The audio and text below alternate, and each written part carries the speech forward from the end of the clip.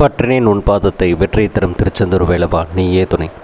அற்புத கீர்த்தி வேண்டின் ஆனந்த வாழ்க்கை வேண்டின் நற்பொருள் கொள்ளல் வேண்டின் நலமெல்லாம் பெருக வேண்டின் கற்பக மூர்த்தி தெய்வ களஞ்சியத்திற்கு சென்று பொற்பாக பிணிந்தவரில் பொய்யில்லை கண்ட உண்மை. நம் ஜோதிட சொந்தங்கள் அனைவருக்கும் வணக்கம். இது ஸ்ரீ செந்தூரா ஜோதிடம் யூடியூப் சேனல். வாழிய நலம் வாழ்க வளமுடன் வளர்க நிறைவுடன். நம்ம ஸ்ரீ செந்தூரா ஜோதிடம் யூடியூப் சேனலில் தினமொரு தகவல்கள், ஆன்மீக தகவல்கள், ஜோதிடம் சம்மந்தப்பட்ட பதிவுகள், ஜாதக அலசல்கள் அப்படின்னு நிறையா விஷயங்கள் பார்த்துட்டு வரோம். அந்த வகையில் இன்றைக்கும் ஒரு ஜாதக அலசல் தான். இது என்னென்னா 24 வயது மதிக்கத்தக்க ஆண் ஜாதகர். இந்த ஜாதகத்தை கொண்டு வந்தது அவங்க அம்மாவும் அவங்க அக்காவும். ஜாதகத்தை கொடுத்துட்டு ஒன்றுமே சொல்லலை. சரி, 24 வயதுக்கு என்ன அப்படிங்கிறது பார்த்தோம் அப்படின்னா, இந்த ஜாதகம் தொழில் சம்பந்தமாகவும் திருமணம் சம்பந்தமாகவும் தான் கேட்க வந்திருக்கிறாங்க அப்படிங்கிறது தெரிஞ்சிருச்சு. சரி, அது எப்படி தான் சொல்லுது அந்த ஜாதக கட்டம் அப்படிங்கிறத பார்க்கலாம் வாங்க. இப்போ ஸ்க்ரீனில் தெரிகிற ஜாதகத்தை பாருங்கள். இவர் பிறந்தது 22/11/2001 4:30 ஈரோட்டில் பிறந்திருக்கிறார். லக்னமாக வந்திருக்கிறது துலா லக்னம், ராசியாக வந்திருக்கிறது மகர ராசி, நட்சத்திரம் வந்தது அவிட்ட நட்சத்திரத்தில் வந்திருக்கிறார். லக்னத்தில் பாக்கியாதிபதி திக்பலமாக உட்கார்ந்துருக்கிறார். ரொம்ப சிறப்பு தான். ஆனால் அவர் பாதகாதிபதியால் அஸ்தமனம் செய்யப்பட்டிருக்கிறார். அப்படிங்கும்போது அங்கே ஒரு நெருடல் அந்த இடத்துல இருக்குது அப்படிங்கிறது மட்டும் முதல்ல பார்த்துக்கலாம். லக்னாதிபதி லக்னத்திலே ஆட்சிப்பா. புதனும் சுக்கிரனும் இருந்தால் மகாலட்சுமி யோகம், விஷ்ணு யோகம் அப்படின்லாம் சொல்கிறோம். அதெல்லாம் இந்த ஜாதகத்துக்கு வேலை செய்தான்னு பின்னாடி பார்ப்போம். செவ்வாய் லக்னம் ஓரளவு பலம் அப்படின்னு எடுத்துக்கலாம். ஏன்னா இங்கே சுக்கிரன் அட்டமாதிபதி தோஷத்தையும் கையில் வச்சுருக்கிறார். சரி, ஓகே.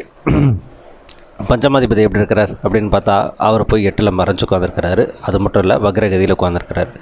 அப்போ இவங்க குலதெய்வ கோயிலுக்கு போவதே இல்லை அப்படின்னா, ஆமாம் ஜாதகர் வர்றதே இல்லை, கூப்பிட்டாலும் நாத்திகம் பேசிகிட்டே சுற்றிட்டு கிடக்கிறான், என்ன தான் பண்ணுறது இவனை வச்சுக்கிட்டு, இவனோட தொந்தரவு தாங்க முடியல அப்படிங்கிற மாதிரி சொன்னாங்க. ஏன்னா இங்கே லக்னத்திலே சுக்கிரன் ஆட்சி விட்டு உட்காந்துருக்கும்போது அங்கே ஒரு அஸ்தமனம் இருக்கும்போது இவர் யார் பேச்சையும் கேட்கவே மாட்டார். ஏன்னா இவர் துலா ராசி துலா லக்னம் வரைங்களா, அப்போது லெஃப்ட்டில் கையை போட்டு ரைட் இண்டிகேட்டர் போட்டு ஸ்ட்ரைட்டாக போகக்கூடிய ஆள். இவரை கெஸ் பண்ணுறது ரொம்ப சிரமம். மற்றவங்க என்ன பண்ணுவாங்கன்னு இவர் ஈஸியாக ப்ரெடிக்ட் பண்ணிடுவார். அதேமாதிரி மகர ராசிங்கும் போது என்னென்னா கர்மாவை கிளைக்க வந்தது அப்படின்னு சொல்லுவோம். ஏன்னா காலபுருஷன் 10ஆம் இடம், அந்த இடத்துல சந்திரன் உட்காந்துருக்கிறாரு, உச்சமற்ற செவ்வாயும் உட்காந்துருக்கிறாரு. அப்போது இவர் சொல் பேசி தான் மற்றவங்க கேட்கணும்னு விருப்பப்படுவார். அதுக்கு ஏற்ற மாதிரி வளைவு சுழிவு நிலைவெல்லாம் இவருக்கு தெரியும். ஏன்னா லக்னத்தில் புதன் உட்காந்துருக்கிறார் இல்லையா. ஸோ அதனால் இவர் வீட்டுக்கு அடங்காத பிள்ளையாக தான் சுற்றிட்டு கிடக்கிறார் அப்படிங்கிறத தெரிஞ்சுக்க முடியுது. பாக்கியத்தில் யாருக்கு வந்திருக்காருன்னு பார்த்தா ராகு பகவானும் கூடவே குரு பகவானும். குரு சண்டாள யோகம் அப்படின்னு சொல்லக்கூடிய இடத்துல உட்காந்துருக்கிறாரு. குரு அங்கே வக்ரகதி நேராக உட்காந்துருக்கிறாரு. இந்த லக்னத்துக்கு பெரிதாக நன்மைகள் எதிர்பார்க்க முடியாது குருக்கிட்ட. ஏன்னா 3க்கும் 6க்கும் ஆதிபத்தியம் பெற்றவர் 3ஆம் இடத்தை பார்த்தே உட்காந்துருக்கிறார். அப்படிங்கும்போது கொஞ்சம் சிறப்பு தான். ஆனால் கௌரவ பங்கம் வராது. ஏன்னா குரு லக்னத்தை பார்த்து விடுகிறார் இல்லையா. அதனால் என்ன சொல்கிறது, கௌரவ பங்கம்ங்கிறது பெரிதளவில் வரும். ஏன்னா அந்த குரு வக்ரகதியத்தில் உட்காந்துருக்கிறாரு, அதனால் வரும். ஆனாலும் இவர் ஜாதகர் சுதாரித்து நடப்பாரா அப்படிங்கிறத இங்கே கொஷின் மார்க். நான் முன்னாடி வராதுன்னு சொல்லியிருந்தேன், கொஞ்சம் மன்னிச்சுங்க. அதுக்கு கௌரவ பங்கம் வருவதற்கு வாய்ப்புகள் நிறையவே இருக்குது. சரி, என்ன தான் நடக்குது? இவர் பிறக்கும்போது 6 வருஷம் 2 மாதம் 26 நாள் செவ்வாய் மகதசை. அவிட்ட நட்சத்திரங்கும்போது தொட்டதெல்லாம் பொண்ணாகும்னு சொல்லியிருக்காங்க. ஆனால் அதெல்லாம் இங்கே ஆகலை. இவர் பிறந்தோடனேயுமே 4ஆம் இடத்துல சந்திரனுக்கு அது பாபகோ காரகநாசிங்கிறாங்க. பிள்ளை அம்மா செத்து பிழைச்ச மாதிரி ஆகிட்டாங்க. இவர் பிறந்த ஒரு 3 மாதம் அட்லீஸ்ட் ஒரு 3 வருஷத்துக்குள்ளேயாவது நான் ஒரு தடவை சூசைட் அட்டம் பண்ணிட்டேன்னு அவங்களே சொன்னாங்க. ஸோ அந்த இடத்துல செவ்வாய் உச்சமாக இருந்தும் அந்த அம்மா ஸ்தானத்தை வாழ வைக்க முடியவில்லை.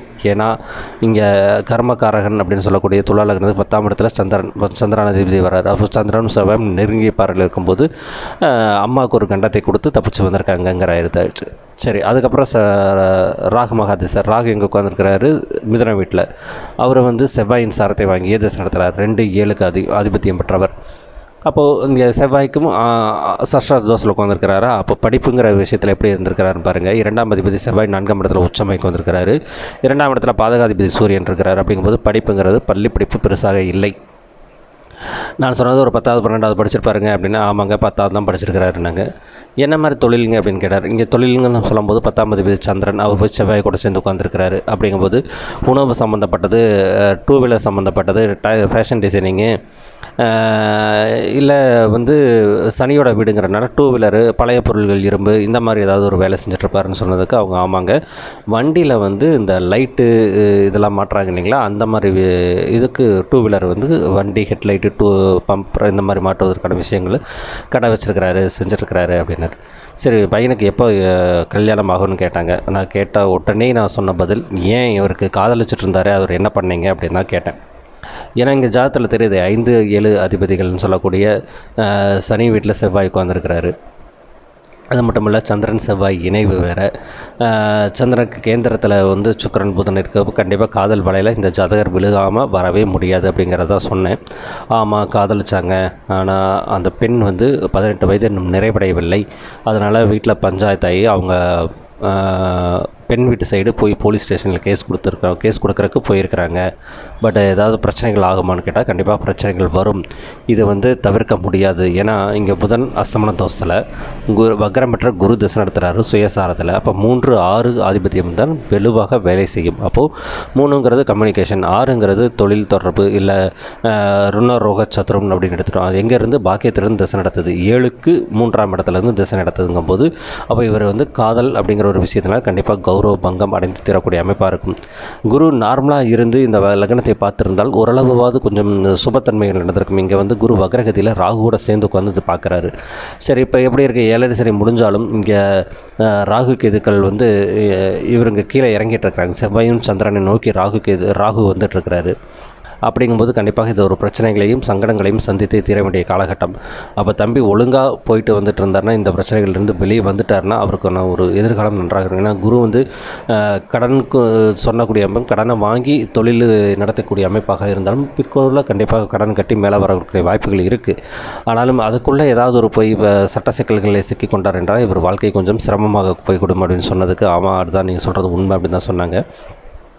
அதை பாருங்கள், 7ஆம் அதிபதி சந்திரன் மன்னிக்கவும் 7ஆம் அதிபதி செவ்வாய் போய் சந்திரனோட உச்ச வீட்டில் இருக்கும்போது அந்த காதலை எப்படி கொடுத்துருக்கு பாருங்கள். அப்போது இது என்ன சொல்வது, கோள்களின் கோலாட்டம் தான் சொல்ல வேண்டியதாக இருக்குது.